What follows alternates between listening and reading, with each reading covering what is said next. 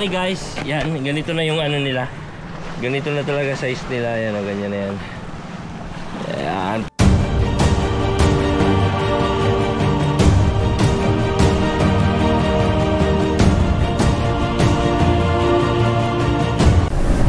So ayan, 6 AM ng umaga, umalis kami sa Pagsanghan.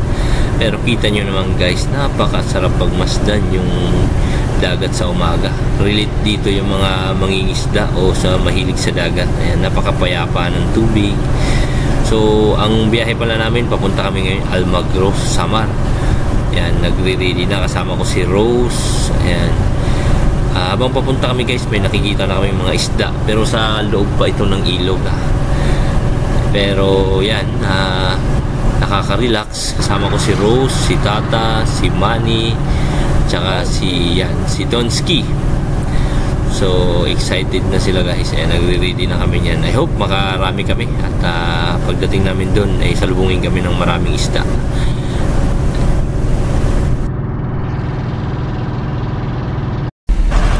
Ayan, so 5 oras kami na nagbiyahe guys.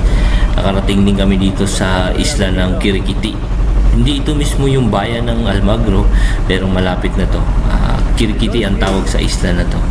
11:30 na pala, so medyo gutom na kami at excited na rin ako maghagis. Tingnan nyo naman guys yung tubig. Ito yung nakaganda sa fishing. May huli man o wala, sa ganda ng isla na yan, panalo ko na.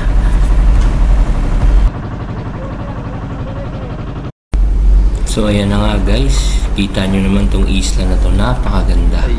Nakakatanggal ng stress, napakalinis ng tubig, malayo sa ingay ng sasakyan, malayo sa uso, nakakatanggal ng isa, sobrang nakaka-relax yan dyan guys. So ayan, tingnan nyo naman, napakalinaw, nakikita mo yung hula, yung tubig, malinis na malinis, kristal na kristal, at medyo gutom na nga pala kami dyan guys. Nagre-ready na ako, nakasit up na ako. So unang hagis, itatry ko. Pagdating ko pala guys sa isla, unang-una kong itatry at titingnan ko kung sa unang hagis may kakagat. Ibig sabihin niyan, pag may nag-strike, maraming isda sa area or may mga malalaking isda na pwedeng kumagat dyan. So, dahil gutom na, kailangan makahuli at may luto na lang.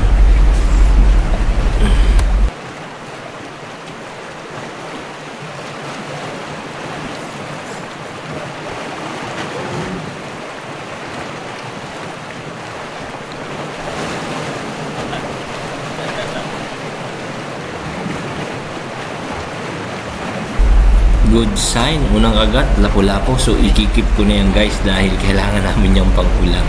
Hindi na pala lumalaki yan, kung lumaki man, konti na lang. Ganyan lang yung size, standard size ng mga grouper. I hope managdagan pa at nakapagluto na ng sabaw. Isa pala sa nakaganda guys pagka nasa isla ay yung tunog ng alon, yung hampas ng alon sa baybay. Napaka-relaxing pakinggan. Nakakatanggal talaga ng stress. So, yan.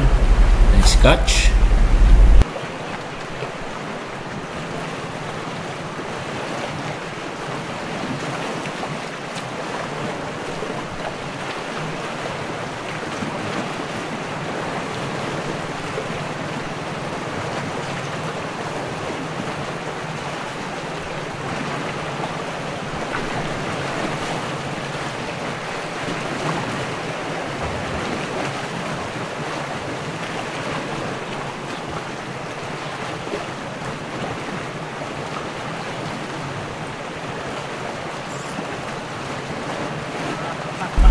Ayan, good sign niya. 3 hagis, 3 kagat. So, maganda-gandang isda to guys.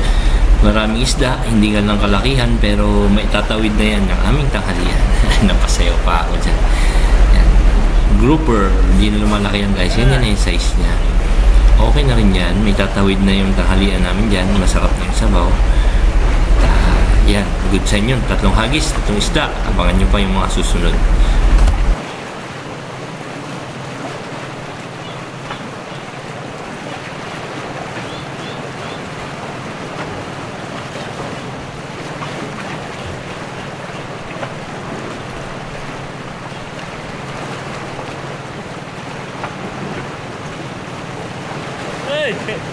Tatlo na ulit. Kaya sa puntong yan, naramdaman kong maraming grouper. Medyo gutom na rin at nagmamadali. Kaya sinabihan ko na yung kasama ko na pag may mahuli siyang lapo, i-keep niya na para makakain kami ng maaga-aga. At 1 PM na ng hapon.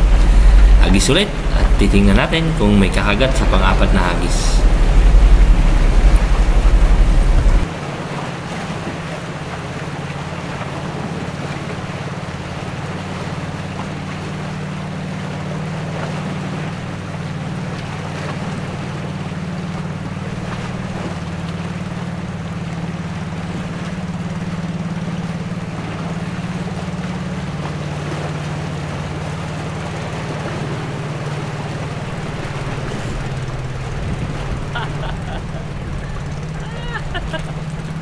Ayan, fish on mga master, pang-apat na huli.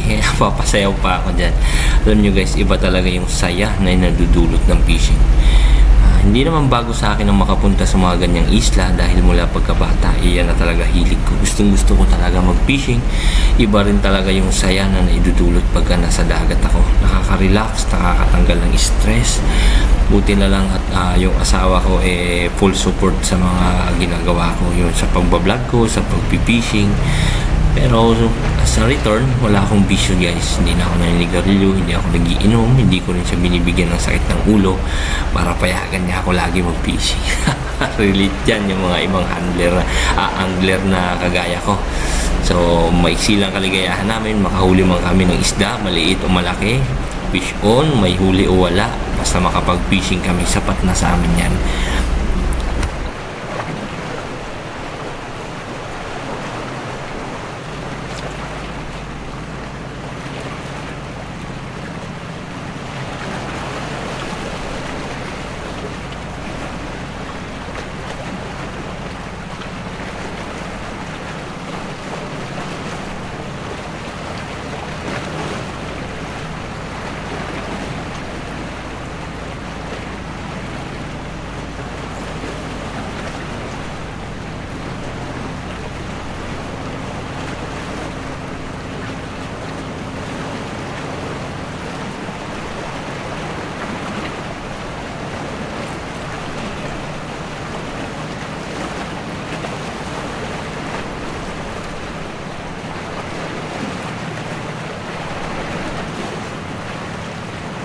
Ayan, nadagdagan uli ako ng isa pang lapu-lapu.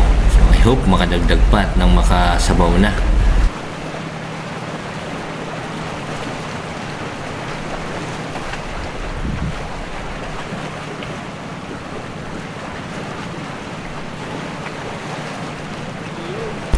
Ayan, naka-6 na piraso na ako dyan. Gutom na. Okay na siguro yan, laban na yan. Dadaling ko na yan para mailuto. So hindi na ito lumalaki guys. Yan, ganito na yung ano nila. Ganito na talaga size nila. Yan o, ganyan na yan. Yan, pwede na yan. Pang ulam-ulam dito sa isla. Yan, ispat namin. So mukhang marami naman sila. Kukuha pa tayo dagdag. Hey, update! Ayan. Ayan pala huli namin guys. Lapu-lapu. Sigaras. Ayan, may huli na rin pala dito yung mga kasama ko sa bangka. Gutom na. Ayan, hindi ko na pinakita yung proseso pero kainan na. Sarap ng sabaw guys. Yung sa isla ka, sarili mong huli, ikaw yung huli na mismong pagkain mo. Fresh, wala pang ice, napakalinamnam ng sabaw niya. Healthy dahil wala pang kung ano mang chemical, sibuyas, kamatis lang at saka asin, walang kung ano man.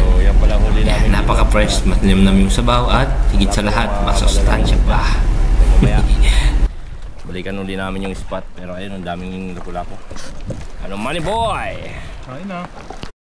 Ayan, nandito tayo sa Almagro Plato. Ganda ng lugar nila dito, oh. Okay, yun, doon kami magpapalipas ng gabi.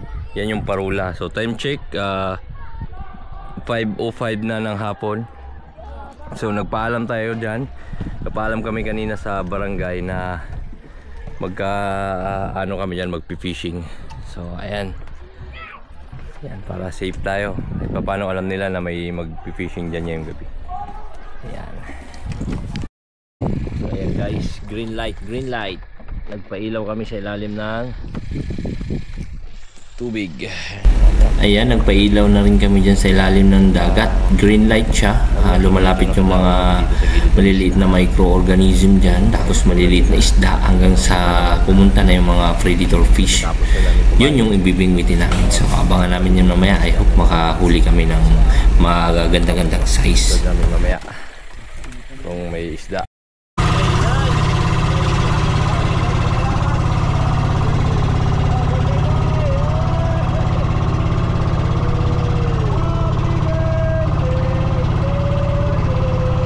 Ayan, uwian na at ayan, nakadali kami ng malaking batalay o balo ang tawag sa Samar. So happy birthday pala kay Manny Boy, shout out sa'yo. Birthday niya nung time na yan. So may pa-birthday sa kanya yung dagat, siya yung nakahuli sa malaking balo. Thank you sa support at abangan nyo yung next vlog namin. Salamat!